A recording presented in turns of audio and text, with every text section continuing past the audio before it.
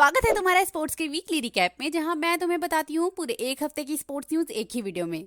तो फाइनली 15 तारीख को इंडिया वर्सेस इंग्लैंड के थर्ड टेस्ट में सरफराज खान का डेब्यू हो गया और जब उनकी डेब्यू कैप उन्हें मिल रही थी तो उनके फादर और उनकी वाइफ भी वहां पे थे और वो दोनों थोड़ा इमोशनल भी हो गए थे। लेकिन उसके बाद सरफराज ने अपने डेब्यू मैच में अपनी हाफ सेंचुरी पूरी की।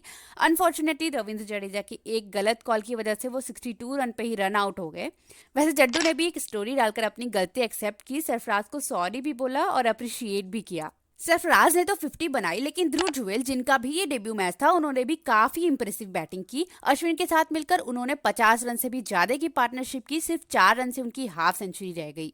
और क्या क्या हुआ उसकी बात हम थोड़ी देर बात करेंगे, लेकिन उससे पहले इस हफ्ते हमें एक बहुत ही जरूरी सवाल का जवाब मिला और वो सवाल है कि T20 वर्ल्ड कप 2024 में रोहित शर्मा कैप्टनसी करेंगे या नहीं। जय शाह ने कंफर्म किया है, या फिर मैं कहूँ जय शाह ने स्क्रिप्ट लीक कर दी है। उन्होंने कहा कि मैं आप लोगों से प्रॉमिस करता हूँ कि रोहित शर्मा की कप्तानी में 2024 में बारडोस में हम जरूर भारत का झंडा गाड़ेंगे। ऑल्सो उन्होंने विराट कोहली के लीव को लेकर भी कहा कि कोहली इंडिया के लिए 15 साल खेले हुए हैं और उन्हें राइट है कि वो पर्सनल लीव ले सकते हैं। उन्होंने ये भी कहा कि विराट उस तरीके के प्लेयर नहीं है जो बिना किसी रीजन के लीव लें, तो हमें अपने प्लेयर्स पे ट्रस्ट करना चाहिए। And talking about Virat Kohli, तो ऐसी रिपोर्ट्स आ रही हैं कि ऐसा हो सकता है कि Virat last test against England में टीम को ज्वाइन कर सकते हैं। अब ऐसा होता है या नहीं ये तो हमें कुछ दिन बाद ही पता चलेगा। अच्छा, तो पिछले हफ्ते मैंने तुम्हें बताया था कि एबी डिविलियर्स ने कहा था कि Virat and Anushka are expecting their second child, लेकिन बाद में उन्होंने कहा था कि ये न्यूज़ फेक है, ये सही न्यूज़ नहीं है। और अभी उन्होंने विराट और उनकी फैमिली से माफ़ी भी मांगी है और मीडिया और फैंस से भी रिक्वेस्ट की है कि वो विराट की प्राइवेसी की रिस्पेक्ट करें। देखो, जय शाह ने तो T20 वर्ल्ड कप 2024 के बारे में कंफर्म कर दिया, लेकिन तुम्हें पता होगा कि हम लगातार 3 आईसीसी ट्रॉफीज हार चुके हैं ऑस्ट्रेलिया के साथ फाइनल खेलते हुए। इस हफ्ते अंडर 19 वर्ल्ड कप भी हम हार गए हैं और मुझे समझ नहीं आता कि ऑस्ट्रेलिया के सामने आते ही हम लोग शेर से गीदड़ क्यों बन जाते हैं। तुम्हें क्या लगता है ऑस्ट्रेलिया से हम हार क्यों जाते हैं? मुझे कमेंट्स में बताओ। ऐसे अंडर 19 वर्ल्ड कप से उदय शरण को world cup player of the tournament के लिए शॉर्टलिस्ट किया गया है। एंड अंडर 19 वर्ल्ड कप की जीत के बाद ऑस्ट्रेलिया पहली ऐसी टीम बन गई है to win 4 consecutive title. And Australia की बात कर ही रहे हैं तो अब बात कर लेते हैं मैक्सवेल की। तो तुम्हें पता होगा कि T20 में सबसे ज्यादा सेंचुरीज रोहित शर्मा के नाम है, लेकिन अब मैक्सवेल रोहित शर्मा के बराबर आ चुके हैं।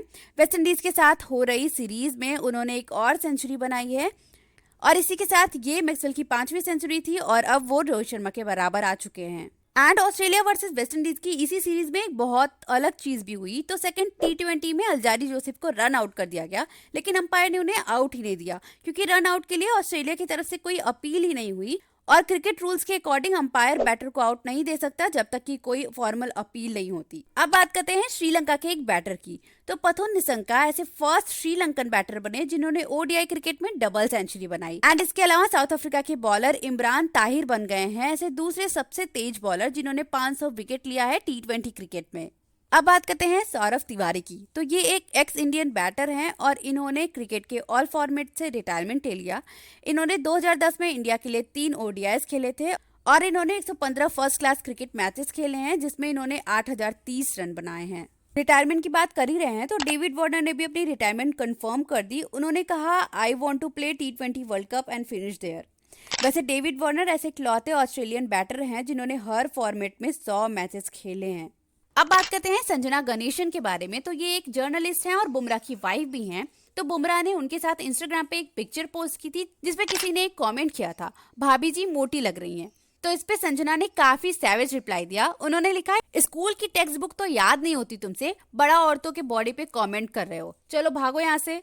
मेरे हिसाब से तो ये बेस्ट रिप्लाई था, तुम्हें क्या लगता है? अब बात करते हैं ICC player of the month की। तो आईसीसी ने इस हफ्ते इसे अनाउंस किया। तो मेंस कैटेगरी में समर जोसेफ जो कि वेस्ट इंडीज के हैं वो प्लेयर ऑफ द मंथ हैं एंड वुमेन्स में एमी हंटर जो कि आयरलैंड से हैं वो हैं प्लेयर ऑफ द मंथ। अब आईसीसी की बात करें तो बीसीसीआई को कैसे भूल सकते हैं। तो जैसा कि तुम्हें पता होगा कि ईशान किशन मेंटल फटीग की वजह से टीम से बाहर हो गए थे एंड जब राहुल द्रविड़ से भी इसके बारे में पूछा गया तो उन्होंने भी कहा कि वो वापस आ सकते हैं लेकिन उन्हें थोड़ा क्रिकेट खेलना पड़ेगा। लेकिन इसके बाद भी ईशान अभी तक रणजी ट्रॉफी नहीं खेल रहे हैं। तो टाइम्स ऑफ इंडिया की एक रिपोर्ट के अनुसार बीसीसीआई ने सभी प्लेयर को ये बोला है कि वो अगर नेशनल ड्यूटी पे नहीं है या फिर एनसीए में रिकवरी नहीं कर रहे हैं तो उन्हें अपने अपने स्टेट के लिए रणजी ट्रॉफी के कुछ मैचेस खेलने पड़ेंगे। बोर्ड उन प्लेयर से बिल्कुल भी खुश नहीं है जो जनवरी से ही आईपीएल मोड में जा चुके हैं। तुम्हें क्या लगता है बीसीसीआई के इस डिसीजन पे? मुझे कमेंट्स में बताओ। अब बात करते हैं थर्ड टेस्ट की। तो मैंने तुम्हें वीडियो की शुरुआत में ही ध्रुव जुरैल और सरफराज खान के डेब्यू के बारे में बताया, लेकिन फर्स्ट इनिंग में रोहित शर्मा और रविंद्र जडेजा ने भी सेंचुरी बनाई और सेकेंड इनिंग्स में यशस्वी जायसवाल भी सेंचुरी बना चुके हैं। और यही नहीं, रविचंद्र अश्विन ने भी अपने 500 विकेट्स पूरे कर लिए हैं, लेकिन अब वो हमें थर्ड टेस्ट में देखने को नहीं मिलेंगे क्योंकि कुछ फैमिली मेडिकल इमरजेंसी की वजह से उन्होंने अपना नाम विड्रॉ कर लिया है और अब उनकी जगह as a substitute player Devdutt Padikkal खेल रहे हैं। तो चलो अब बात करते हैं क्रिकेट फैक्ट की। तो क्या तुम्हें पता है कि क्रिस गेल इकलौते ऐसे बैट्समैन हैं जिन्होंने टेस्ट मैच के फर्स्ट बॉल पे 6 मारा हो। ये मैच नवंबर 2012 में वेस्ट इंडीज और बांग्लादेश के बीच मीरपुर में खेला जा रहा था और इन्होंने फर्स्ट ओवर में ही 18 रन मारा था और उस टाइम सुहाज गाजी उन्हें बॉलिंग कर रहे थे, जो कि उस मैच में डेब्यूटेंट थे। तो चलो आज के लिए बस इतना ही। तुम मुझे कमेंट्स में बताओ कि वीडियो कैसी लगी। अगर अच्छी लगी हो तो लाइक शेयर एंड सब्सक्राइब कर देना। पिछले हफ्ते की वीडियो तुम्हें इस वीडियो के लास्ट में मिल जाएगी। मैं मिलती हूँ तुमसे अगली वीडियो में। बाय।